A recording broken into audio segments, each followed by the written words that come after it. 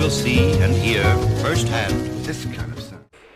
So, just like our colored pencil, we are going to go through the same motions with our crayon set.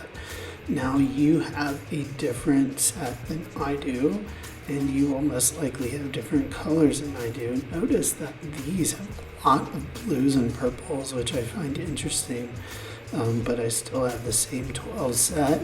Again, I don't think I'll use the black or the brown, but I'm going to test those eventually. But I want to get down to testing now. These are not labeled, at least I don't think they are. And I'm just going to write down or test these colors to see where they might lie in my color wheel. Remember, it's always good to test your colors out on the side before you commit to using them. And I think a lot of us will agree on the same colors. Now, that brings to mind a thought that, some of us may have different brands, or maybe we have other brands at home that we like. That is perfectly fine as long as you are making a good, sound, and thoughtful decision. You've tested out your materials, and you can display that you think that this is violet and this is blue, then I trust your judgment. So as long as you're testing out materials, I'm gonna stick with whatever you decide. Notice that I'm gonna start with blue here, and I'm gonna continue along that same kind of scribble technique, because I think when it comes to mixing colors, I just like the way it lays down and how it makes me slow down my efforts when I'm applying wax crayon, colored pencil. This kind of technique has really turned out well. Also remember that in our sketchbook, we are dealing with a toothy paper, a paper that has texture. So keep that in mind. Don't go too hard and heavy with your crayon. You may break the crayon, but get that down as clean as you can.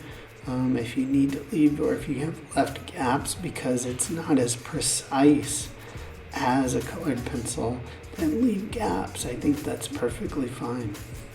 All right, guys, let's see how this turns out, and let's go into some color mixing next.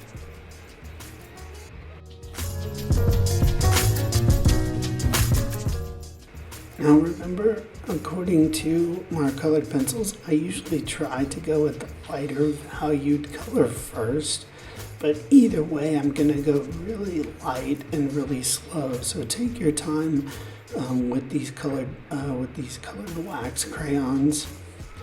I think, in fact, that this is turning out to be a better mix given the medium than our colored pencil. I really like the way this turned out. And I think the reason behind it is because of the paper texture. The paper texture of our sketchbook is allowing for this broad material to run across those high ends of those peaks in that texture. And we really have to concentrate on really pressing hard to get down into the valleys. And I think all of that texture is playing a part in getting a really smooth blend with our colors. So it worked out in our favor.